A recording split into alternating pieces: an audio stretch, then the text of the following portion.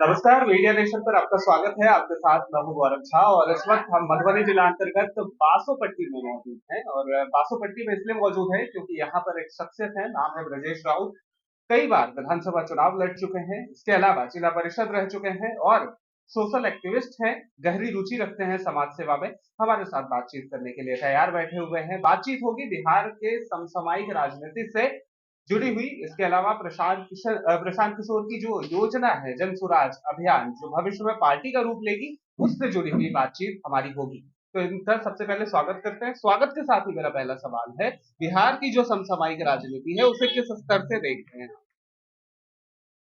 बिहार की जो राजनीतिक है, जो अभी फिलहाल वह एक परिवर्तन की ओर लोगों की भावना है कि जो बिहार में जो कुछ दिनों से जो राजनीतिक परिवेश आ रहा है जी। उसको कहीं ना कहीं परिवर्तन की जरूरत है। जी। और उस परिवर्तन के लिए हमारे जन सुराज के सूत्रधार प्रशांत किशोर जी एक बहुत बड़ा अभियान चलाकर लोगों के बीच में, समाज के बीच में, युवा के बीच में एक मैसेज देने का काम कर रहे हैं कि बिहार को विकसित राज्य कैसे बनाया जाए। बिहार में जो बेरोजगार है उसको कैसे कम किया जाए। ठीक है। जो किसान की समस्या है उसको बेहतर ढंग से पटरी पर कैसे लाया जाए, उसके भी बारे में प्रशांत किशोर जी ने बहुत चिंतन किए हैं।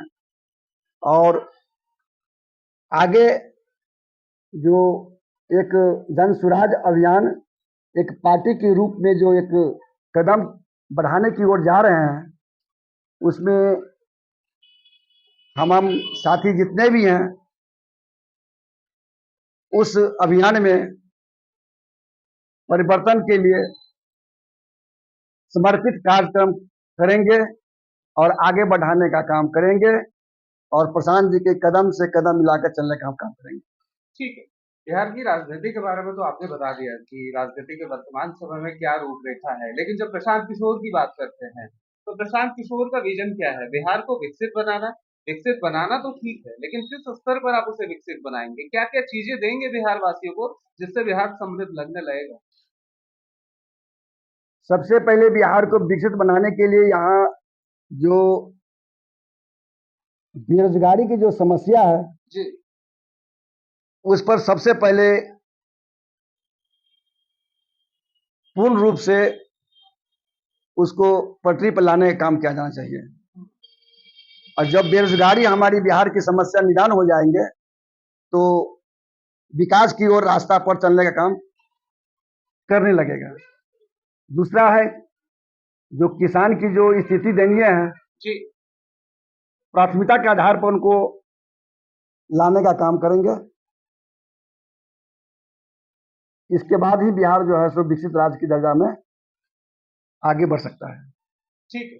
जन स्वराज का जो मोटो है उसे देखकर तो यही लग रहा है कि जब वो विधानसभा चुनाव लड़ने के लिए वो पार्टी बनकर तैयार हो जाएगी तो वो अकेले ही चुनाव लड़ेगी, जैसे कि प्रशांत किशोर कई बार कह चुके हैं। लेकिन बात जब बिहार की करे तो 243 सीटों पर शायद ही कभी कोई ऐसी पार्टी रही होगी जिसने अकेले चुनाव लड़ा होगा। तो इन परिस्थितियों को समझते हुए क्या ये प्रशांत किशोर के लिए महत्वपूर्ण नहीं हो जाता कि 243 सीटों को कवर करना किसी एक पार्टी के लिए आसान काम नहीं है? दूसरी बात, अगर वो गठबंधन में जाते हैं तो फिर वो बाकी दलों के साथ तो वही व्यवहार कर रहे हैं कि बाकी दलें जो हैं वो बिहार की जनता की समस्याओं के साथ खिलवाड़ कर रही है। तो फिर वो गठबंधन में किसे शामिल करेंगे अगर वो गठबंधन करते हैं तो? नहीं, सबसे पहले कि जो हमारा एक अभियान है जी। प्रशांत किशोर जी का, तो उस अभियान में गठबंधन निराशाजनक होगा। इसलिए कि जब हम गठबंधन करेंगे तो कहीं न कहीं जातिवाद की समस्या उत्पन्न हो जाएगी। जी।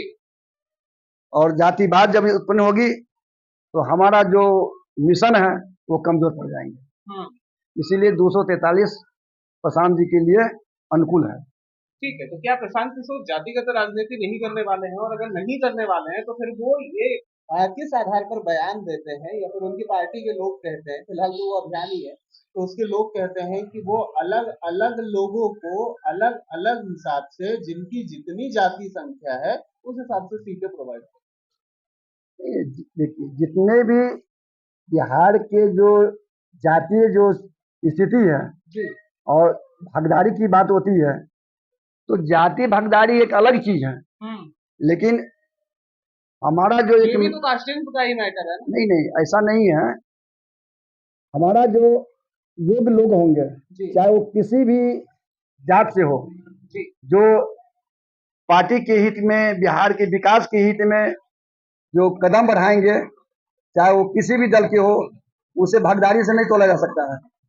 उनकी योग्यता से ही बढ़त किया जा सकता है। उनकी योग्यता क्या है, समाज के बारे में, विकास के बारे में उनकी चिंता क्या है, ठीक है। उस लकीर को हम लोग लकीर लेके चलेंगे। ठीक है, महिला सशक्तिकरण की बात भी हो रही है इस अभियान में। महिलाओं के लिए क्या करने वाले हैं कुछ खास?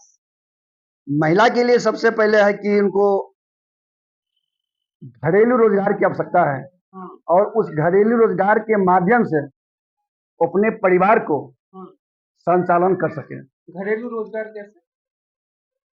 घरेलू रोजगार है जो ग्रामीण क्षेत्र में बहुत ऐसा काम होता है, हाँ। है ना, उसको प्रोत्साहित करना, उसको रोजगार देना, उसको आर्थिक सहायता देना। तो इसके लिए तो वर्तमान सरकार भी काम चला रही है, जीविका के तहत कार्य किया जा रहा है। नहीं, जीविका तो एक सरकार की एक पॉलिसी है, हाँ। लोगों को गुमराह करने की पॉलिसी है। अच्छा। उससे कोई जीविका नहीं है। वो लोगों के, बिहार की जो जनता की जो सोच है, जी। है ना, उसको तबलीग करके जीविका एक बहाना बनाकर लोगों को ठगने का काम कर रहा है। ठीक है, फाइनल क्वेश्चन, क्योंकि आप सीमावर्ती इलाके से जुड़े हुए हैं और ये जो बासोपट्टी है यहाँ पर बहुत सारी समस्याएं होंगी, हर इलाके में कुछ न कुछ समस्याएं रहती है। आपके जहन में ऐसी क्या क्या समस्याएं हैं जो इस शहर को?